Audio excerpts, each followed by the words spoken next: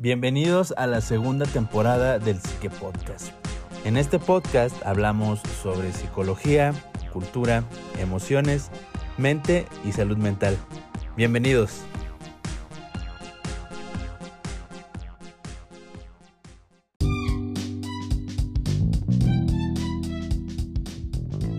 Hola a todos, bienvenidos al Psique Podcast segunda temporada, capítulo 6. Yo soy la psicóloga Diana Ortiz. Hoy en la sección de estudio de caso estaremos hablando del estudio de caso HM. Tal vez ya lo han escuchado, ya han leído algo sobre este caso o incluso les ha tocado estudiarlo en clase. Bien, comencemos. En 1953, Henry Gustav ya no lograba llevar una vida normal como consecuencia de sus frecuentes y terribles ataques epilépticos. Henry era un chico común de una familia acomodada que vivía en un residencial. Pero pues las cosas empezaron a complicarse años después, ya que a Henry le gustaba dar paseos en su bicicleta alrededor de su vecindario, como a cualquier niño. Pero un día, desafortunadamente, tuvo una caída mientras paseaba en su bicicleta, la cual lo dejó inconsciente por algunos minutos. A partir de ese momento, Henry empezó a padecer crisis epilépticas. Al principio eran leves, aunque con el tiempo se tornaban cada vez más intensas y agresivas. A los 16 años los ataques eran más intensos e incontrolables, y ningún medicamento de la época era capaz de ayudarle ante las fuertes convulsiones. En 1953, cuando Henry tenía 27 años, ya estaba incapacitado debido a las convulsiones, pues estas no le permitían trabajar, debido a lo severas y frecuentes que eran. Pero todo cambió ese año. Fue derivado al hospital de Hanford. A partir de entonces, la vida de su doctor, William Beecher, y de Henry estarían unidas permanentemente. El doctor, reconocido neurocirujano, decidió practicarle una cirugía experimental, en la cual extraería parte de su cerebro. El diagnóstico del doctor fue de epilepsia del lóbulo temporal, identificado en esa región el origen de la patología que sufría Henry. El neurocirujano decidió realizar la cirugía y enfocarse en el radical bilateral de los lóbulos temporales mediales, en la que eliminaría el hipocampo, el giro hipocampal, el uncus y la amígdala. Según el neurocirujano, sugirió que fuese así esta operación debido a las ya conocidas capacidades epilépticas del uncus y del complejo hipocampal. La operación se realizó el 1 de septiembre de 1953 y fue todo un éxito. Tan solo quedaron 2 centímetros de su hipocampo que resultaron atrofiados. Toda la corteza entorroneal y el principal centro de comunicación con el hipocampo fueron también dañadas. Henry, a partir de la operación, no volvió a sufrir convulsiones nunca más. 20 meses después, Henry fue examinado rutinariamente en el hospital y el 26 de abril de 1955, el Dr. Carr sometió al paciente a un examen psicológico. Henry se sentía bien. No había vuelto a tener crisis epilépticas y curiosamente había mejorado en aritmética y apenas recordaba la operación. Unos minutos después de realizarle el examen, el doctor regresó a la habitación y Henry no lo reconoció. Henry seguía teniendo aparentemente 27 años y seguía ubicándose en 1953. Es así como se dan cuenta de que sufría una profunda amnesia. Alarmados, el doctor decide recurrir a una segunda opinión profesional y esa misma noche los doctores Wilder y Brenda de la Universidad de McGill en Canadá viajaron en el tren nocturno hacia el hospital donde se encontraba Henry. Ambos realizaron una amplia batería de test psicológicos y la doctora destacaba pues el ejemplar comportamiento que notaba de Henry. Ella mencionó: era un hombre muy gentil, muy paciente y siempre muy dispuesto a realizar las tareas que le ordenábamos, aunque cada vez que se levantaba y daba algunos pasos por la habitación, me miraba como si nunca nos hubiéramos conocido. La cirugía había eliminado 2/3 partes de su hipocampo y ya nunca pudo volver a reconocer a nadie. Cada rostro era siempre un rostro nuevo, cada nombre era nuevo, cada lugar, cada situación, cada tarea. No era consciente de la muerte de sus padres, no era consciente de que había envejecido y no era capaz de reconocer al hombre que miraba en el reflejo del espejo. Incluso no se reconocía en fotografías que superaran 1953. La cirugía tuvo el resultado deseado, pues los ataques epilépticos desaparecieron. Sin embargo, aquella intervención realizada en ambos lados del cerebro destruyó la parte de sus estructuras, incluyendo su hipocampo, encargado de la memoria episódica y de hechos, y su amígdala, encargada del procesamiento y almacenamiento de reacciones emocionales. Estas consecuencias lo hicieron profundamente amnésico, incapaz de mantenerse en la actualidad y en su realidad más de 30 segundos.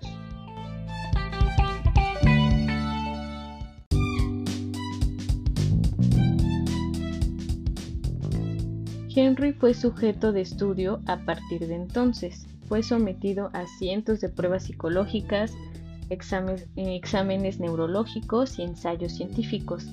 Cada uno de estos test y de estas pruebas era nueva para él siempre. La amnesia que padecía era severa y le impedía fijar nuevos recuerdos, aunque sí podía adquirir nuevas habilidades motoras, que por supuesto olvidaba segundos después de haberlas aprendido.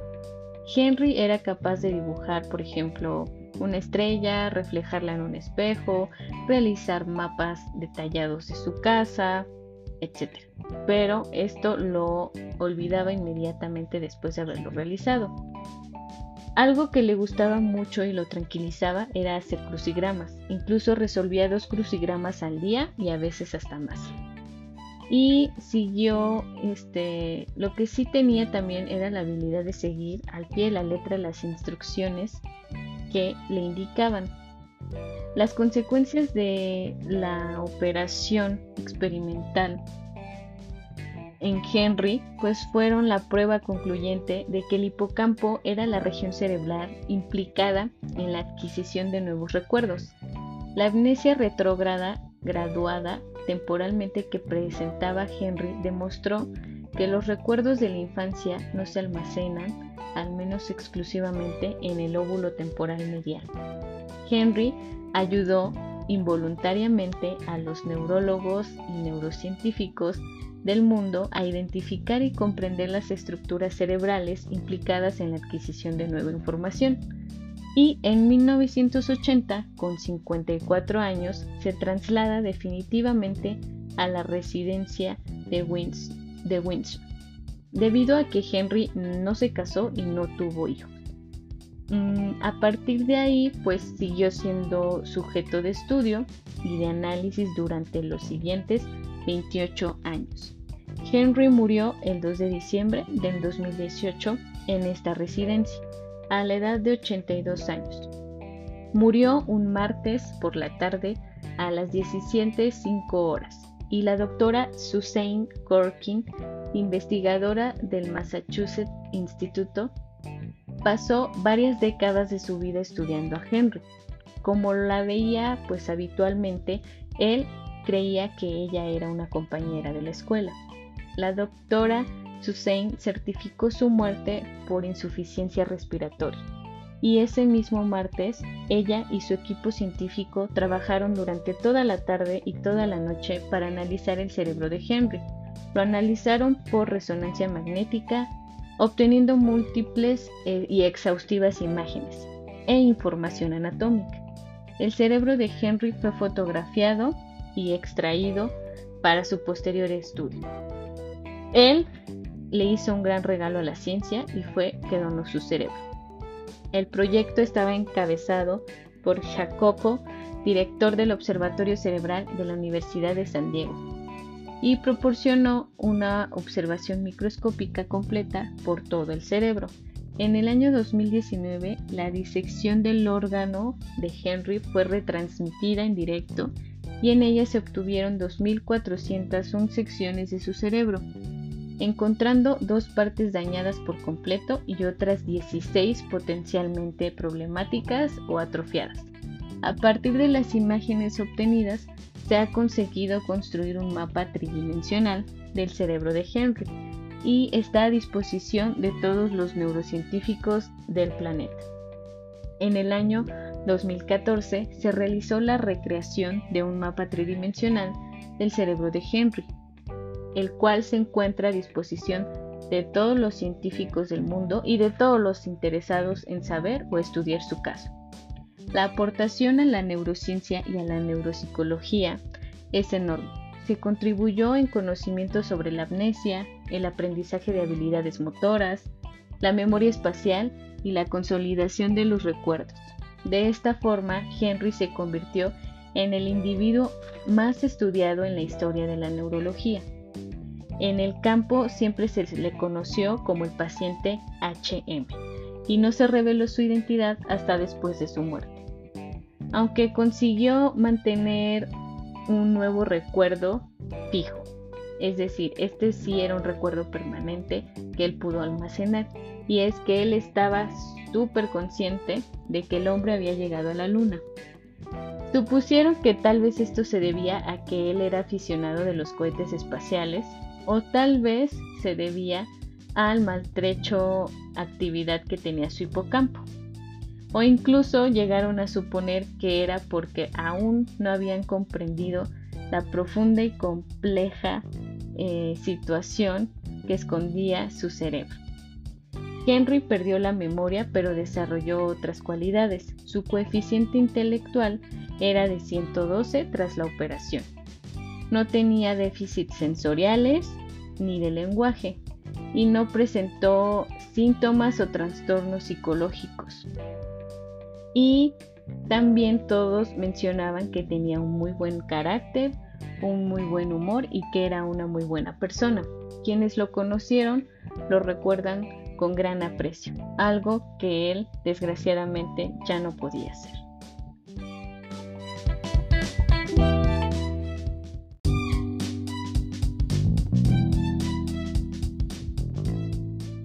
Como suele suceder en los estudios de caso, no importa qué tan famosos o extensos son, la persona que nos ayuda y contribuyó a la ciencia y al conocimiento del funcionamiento del cerebro, las emociones, el cuerpo, incluso de ciertas patologías, es debido a eso, a una historia que está llena de muchos contrastes y mucha complejidad.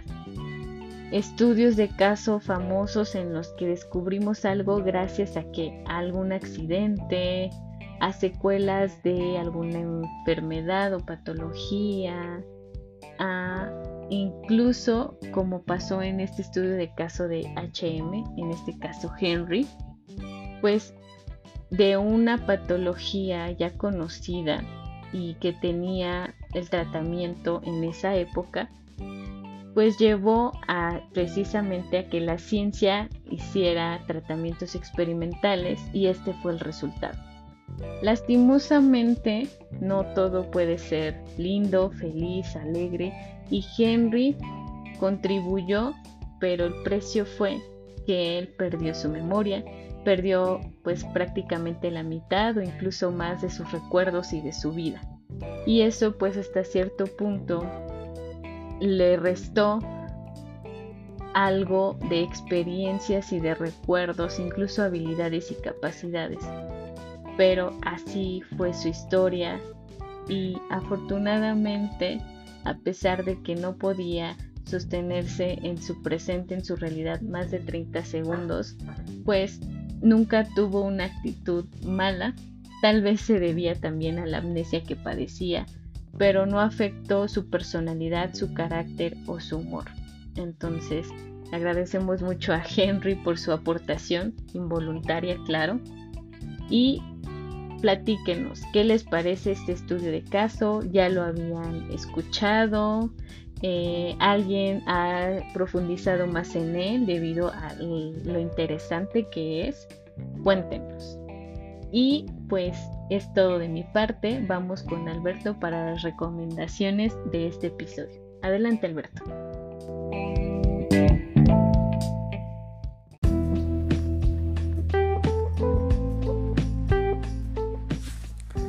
Hola, ¿qué tal, amigos? Muchas gracias, Diana.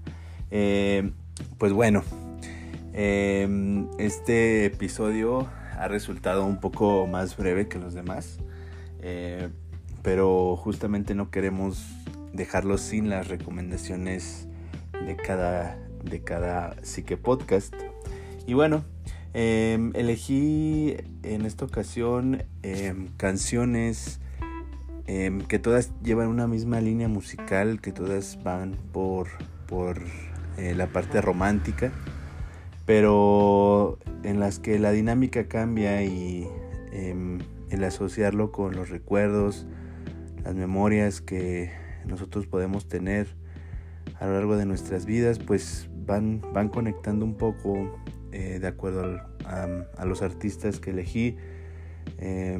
Se va conectando esta parte de los recuerdos y bueno, no específicamente del hecho de no poder recordar, sino pues del cómo estos recuerdos pueden llegar a convertirse en una buena razón para cantar, para dejar un recuerdo más en esta tierra. Entonces pues la primera canción es de Samuel Herrera, un músico y compositor del estado de Durango. Esta canción pertenece a su primer disco, Pura Pinche Tragedia.